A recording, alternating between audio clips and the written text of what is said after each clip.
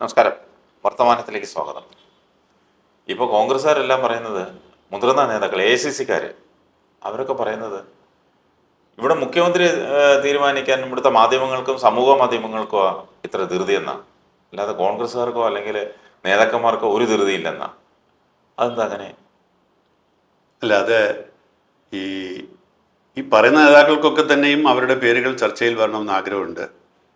അവരായിട്ട് പറയുന്നില്ല, പക്ഷേ ആരെയും കൊണ്ട് പറയിക്കുന്നുണ്ട്. ഇതാണ് സത്യം. ഏറ്റവും ഒടുവിൽ ഇപ്പം കഴിഞ്ഞ ദിവസം സുധാകരൻ നടത്തിയ പ്രസ്താവന, അതിന് AICC ജനറൽ സെക്രട്ടറി പറഞ്ഞ മറുപടി, വേണുഗോപാൽ പറഞ്ഞ മറുപടി നോക്കുക. ഇത് ഈ ചർച്ച ആവശ്യമില്ല, ഈ ചർച്ച ആവശ്യമില്ലെന്ന് പറഞ്ഞ ആൾ എന്നാൽ ചർച്ച ആ വിവാദം ഉണ്ടാക്കി നേതാവിനെ പരാമർശിക്കുന്നില്ല, ഒരു ആളെ വിമർശിക്കുന്നില്ല, ഒന്നുമില്ല. അപ്പോൾ എല്ലാവർക്കും ആഗ്രഹമുണ്ട് ചർച്ചയിൽ വരണം, ചർച്ചയിൽ അവരുടെ പേര് വരണം എന്നുള്ളതാണ്. ഞാൻ ചോദിക്കട്ടെ, ഒറ്റ ചോദ്യം. ഇപ്പോൾ ഈ ചർച്ച അനാവശ്യമാണ് എന്നുണ്ടെങ്കിൽ എന്താണ് KC വേണുഗോപാലിൻ്റെ നിലപാട്? അദ്ദേഹം മുഖ്യമന്ത്രി സ്ഥാനത്തേക്ക് ഇല്ലയോ?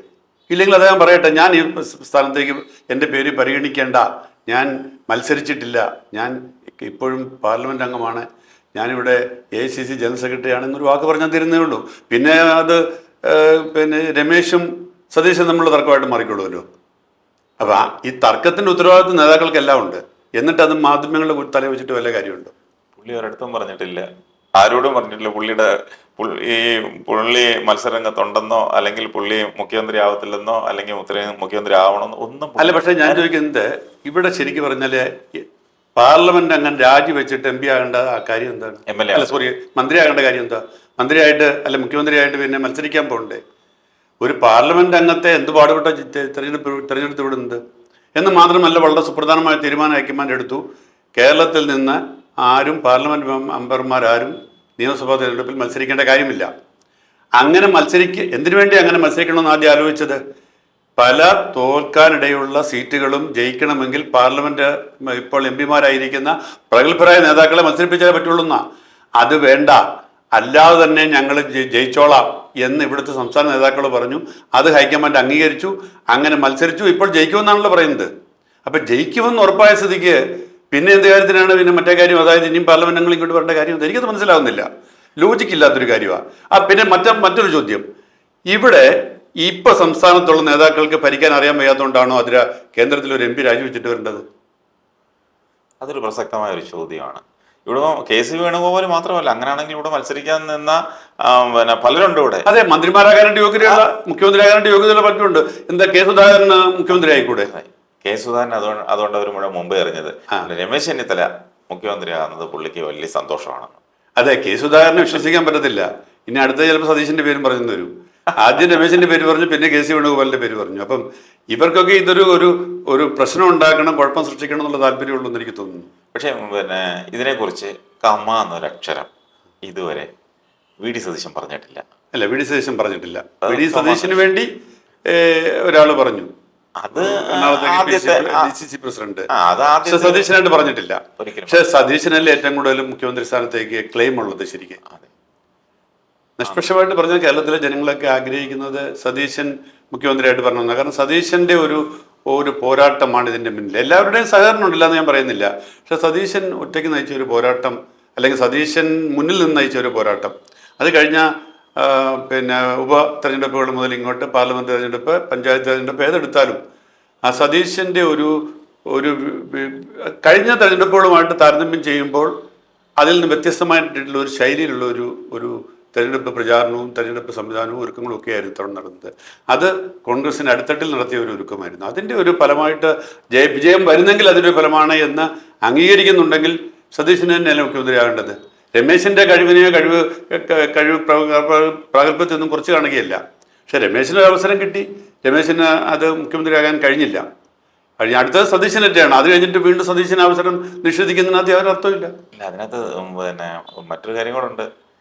ഇവിടെ കാലാകാലങ്ങളിൽ കണ്ടുവരുന്നത് നമുക്കൊരു അനുഭവം ഉള്ളതെന്ന് പറഞ്ഞാൽ, ഇപ്പോൾ UDF ആണെങ്കിൽ അടുത്ത പ്രാവശ്യം LDF, അങ്ങനെ മാറിയും തിരിഞ്ഞും വരുന്ന ഒരു സംവിധാനമാണ് നമ്മൾ കണ്ടുവന്നത് 2016 വരെ. 16-ൽ പിണറായി സർക്കാർ വന്നു. അടുത്ത ഊഴം UDF സർക്കാരായിരുന്നു. കോൺഗ്രസ് നേതൃത്വം കൊടുക്കുന്ന UDF-നാണ് കിട്ടേണ്ടത്. അന്നത്തെ പ്രതിപക്ഷ നേതാവ് രമേശ് ചെന്നിത്തലയായിരുന്നു. ആ രമേശ് ചെന്നിത്തലയുടെ കഴിവുകൊണ്ടോ കഴിവുകേടുകൊണ്ടോ ഭരണം കിട്ടാതെ പോയി. അതിന് നമ്മൾ തെറ്റു പറയുന്നില്ല. കഴിഞ്ഞതിനേക്കാളും 2016 കൂടുതൽ ഭൂരിപക്ഷത്തിൽ 2021 വരേണ്ടി വന്നു. പിന്നെ അന്നേരം പിന്നെ അദ്ദേഹത്തിന്റെ ഒരു ക്ലെയിം എന്നും പറഞ്ഞ് വരുന്നത് അത് ശരിയായ നടപടിയല്ല. ശരിയാണോ? അല്ല, ശരിയല്ല, ആണോ അല്ലോ എന്നുള്ള ജനം എഴുതുന്ന വിധി അതിന്റെ മറുപടിയാണ്. അത് ജനം വിധി എഴുതി കഴിഞ്ഞു. ഇനി അത് ഹൈക്കമാൻഡിനാണ് അത് മനസ്സിലാക്കേണ്ടത്. ഹൈക്കമാൻഡ് അവിടെ നിന്ന് ചിന്തിക്കണം, ഇത് കേന്ദ്രത്തിൽ നിന്ന് കെ സി വേണുഗോപാലാണോ വരേണ്ടത്, അതോ ഇവിടെ ഇലക്ഷൻ നയിച്ച രമേശ് ചെന്നിത്തലയും വി ഡി സതീശനുമാണോ അതിനകത്ത് അർഹരായിട്ടുള്ളവർ? ഇനി അത് വി ഡി സതീശൻ രമേശ് ചെന്നിത്തലയും അർഹരാണെങ്കിൽ അവരിൽ ആരാണ് കൂടുതൽ അർഹർ എന്ന് തീരുമാനിക്കേണ്ടത് ഹൈക്കമാൻഡാണ്.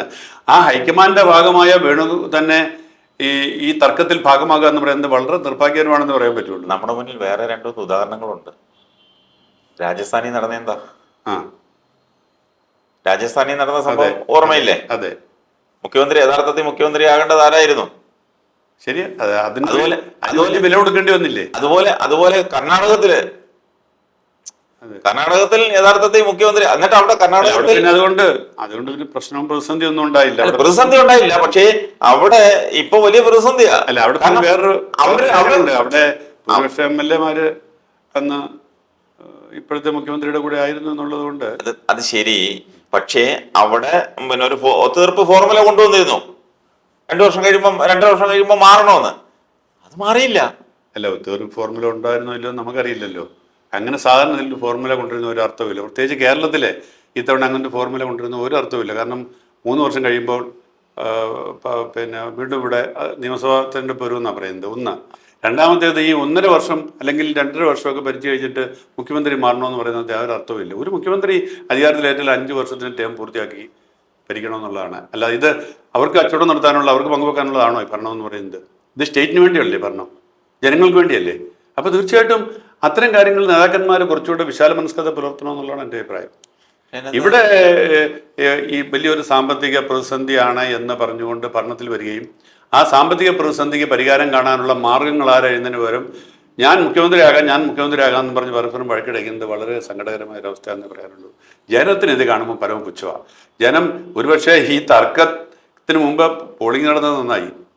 ഇതുപോലെ തർക്കം കഴിഞ്ഞിട്ടായിരുന്നു പോളിംഗെങ്കിൽ ഫലം എന്തായിരുന്നുള്ളതിനെ കുറിച്ചും സംശയിക്കേണ്ടിയിരിക്കുന്നു. കഴിഞ്ഞ പ്രാവശ്യം ഇതുപോലെ തർക്കങ്ങൾ ഉണ്ടായി പോളിംഗിന് മുമ്പ്. അതെ, കഴിഞ്ഞ പ്രാവശ്യം പക്ഷേ ഉമ്മൻചാണ്ടി അതിൽ നിന്ന് പിൻവാങ്ങിയതുകൊണ്ട് പിന്നെ ഉമ്മൻചാണ്ടി പിൻവാങ്ങി. ഈ ഉമ്മൻചാണ്ടിയെ താഴെ ഇറക്കി മുഖ്യമന്ത്രി ആവാൻ കളിച്ച കളികളുണ്ട് പലരും. ആ കളിയുടെ ഭാഗമാണ് ആ മുന്നണിയിൽ നിന്ന് ഒരു പാർട്ടി തന്നെ പുറത്തു പോയിട്ട് പിന്നെ യഥാർത്ഥത്തിൽ ആ പാർട്ടിയൊക്കെ ഉണ്ടായിരുന്നുവെങ്കിൽ കഴിഞ്ഞ പ്രാവശ്യവും ഇപ്രാവശ്യമൊക്കെ ഈസിയായിട്ട് ഭരണം കിട്ടിപ്പോയനെ. നമുക്ക് ഈ ആശങ്കകളൊന്നും വേണ്ടായിരുന്നു, ഈസിയായിട്ട് ഭരണം കിട്ടിപ്പോയനെ. മാണി ഗ്രൂപ്പ് പോയതാണ്. മാണി ഗ്രൂപ്പിന് ഇവിടെ ഈ സംസ്ഥാനത്ത് ഒരു ചെറിയ വോട്ട് വിഹിതം ഉണ്ട്. ഒരു 3 മുതൽ 5% വരെ പല മണ്ഡലങ്ങളുണ്ട്. UDF ഭാഗമായിട്ട് ഇത്രയും കാലം നിന്നത് UDF പിന്നെ കോൺഗ്രസിന്റെ കൂടെ എക്കാലവും നിന്നാണ്. കാരണം കോൺഗ്രസ് LDF പോയപ്പോൾ ആ കൂടെ പോയി, കോൺഗ്രസ് തിരിച്ചു വന്നു. അങ്ങനെ എക്കാലവും കോൺഗ്രസിനൊപ്പം നിന്ന അവരെ ചവിട്ടി പുറത്താക്കണ്ടായിരുന്നു. അവരെ പുറത്താക്കിയതാണ് ഈ കഴിഞ്ഞ പ്രാവശ്യം ഭരണം പോയത്. അതുകൊണ്ട് മാത്രമാണ് ഇപ്രാവശ്യവും പിന്നെ അവരുണ്ടായിരുന്നെങ്കിൽ ഈ ആശങ്കയ്ക്കൊന്നും വകയില്ലായിരുന്നു. ഉറപ്പായിട്ട് UDF ജയിച്ചേനെ. അതിനൊരു ശ്രമമൊക്കെ നടത്തി. പക്ഷെ അവർക്കും ഇല്ലയോ ഈ ചവിട്ടി പുറത്താക്കുമ്പോൾ അവർക്ക് ഒരു ആത്മാഭിമാനം എന്ന് പറയുന്ന ഒരു സംഭവം ഇല്ലേ? അതെല്ലാവർക്കും ഉള്ളതേക്കാളേറെ പേടിച്ചിട്ട് പറയാന്നാണ് മനസ്സിലാക്കുന്നത്. അവരെ സംബന്ധിച്ച് UDF വരുന്നതായിരുന്നു. അവർക്ക് എന്തിനാ പേടി? അവർക്ക് ആരെ പേടിക്കാനാ? അവരൊരു പാർട്ടിയല്ലേ, അവരൊരു പാർട്ടിയാണ്. അല്ല, പേടി അതിന്റെ കൂടെയുള്ള MLA തന്നെ പേടിയുണ്ട്. കാരണം എല്ലാവരും കൂടെ നിൽക്കില്ല എന്നുള്ള ഒരു പേടി. നമ്മള് അതിനെ ആ രീതിയിൽ പല ചർച്ചകളൊക്കെ വന്നെങ്കിലും അതിനൊക്കെ വളരെ വ്യക്തമായി മറുപടി പാർട്ടി ചെയർമാൻ ജോസ് കെ മാണിയും റോഷി ഹൗസിനും ഒക്കെ നൽകി കഴിഞ്ഞു. അതൊക്കെ അവിടെ നിൽക്കട്ടെ. പക്ഷേ ആ ഒരു സംഭവത്തിലേക്ക് നയിച്ചത് പോലും അധികാര വടംവലിയ. എനിക്ക് മുഖ്യമന്ത്രി ആവണം, അത് ഞാൻ കളിച്ചൊരു കളി.